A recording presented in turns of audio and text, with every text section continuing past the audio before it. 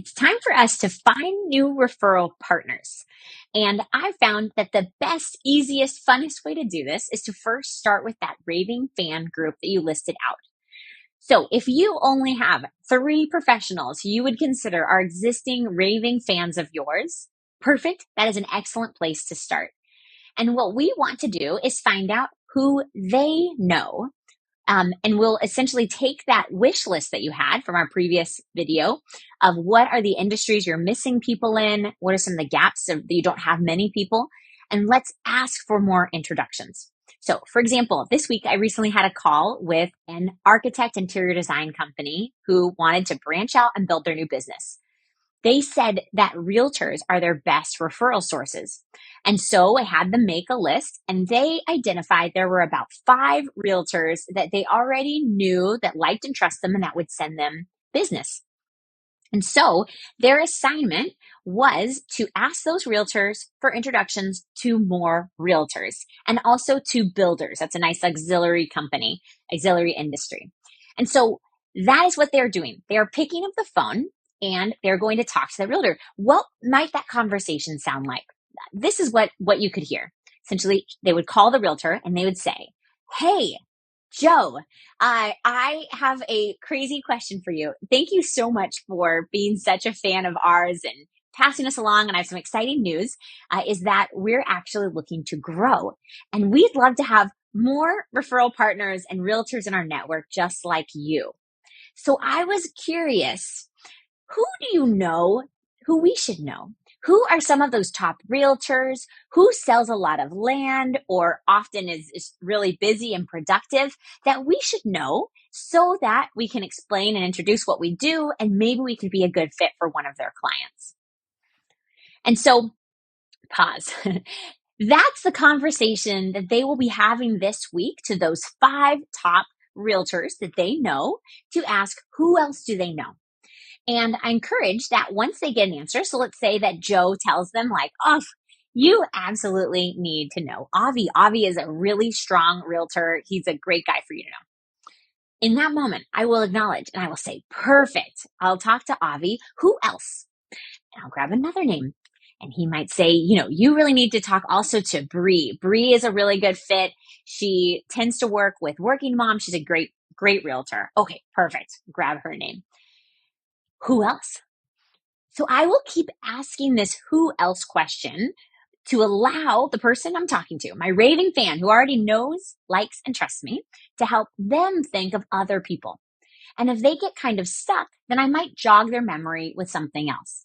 I might change the perspective of who they're thinking of. And I might say something like, "Who recently was on the other side of a transaction? Who is a listing agent that you really like? That maybe there's someone they're new, they're not in your same real estate office, but you really like them. They stood out to you and you feel like you got a good relationship. So who are some other realtors, maybe not in your same office, or maybe they were on a listing that you really liked?"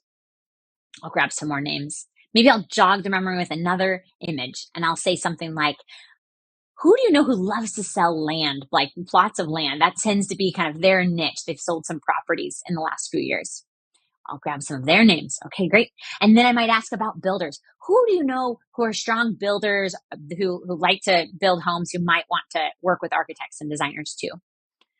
Perfect. So I guided them into a bunch of different directions so that they could jog their memory and think of names of people that I could use. So oftentimes you're going to change the situation, so like where they are, how you know them, or their state, so what they're like. And so if they're driven, if they're new, if they're old, if they're big, you can change what types of people or industries they are. Okay, so this is how we will start. So I challenge you. You have your list of raving fans. We've got your list of gaps. Let's go ahead and ask the raving fans to fill in and get some names for the gaps. And then lastly, you might say, "Lauren, now how do I actually start talking to this person?" It's great to ask for a joint email introduction. So once I get the list, I will then go back to the list. I'll say, "Perfect. I love to compliment people when I connect with them. What do you love and respect about Avi?" Tell me notes. Okay, great. What do you love and respect about Bree? And I'll grab the notes. I'll grab each person that they've mentioned to me. I'll grab some notes, that inside jokes or stories, things they love about them. And then I will clearly ask, and I'll simply say, "Hey, Joe, what's the best fit for you to introduce me to them? Would you mind doing like a text introduction, or would an email introduction be better? What's the best way for you to kind of pass me off, and so I can start the conversation?" That is for me, the best way to get introduced is when your raving fan says, "You need to talk to Lauren." And I get to say, "Great. Thanks for the introduction. So and so, nice to meet you." And I've asked for that introduction, but that raving fan of mine was kind enough to pass me along. From there, you can then set a meeting and go into your discovery to get to know this new referral partner.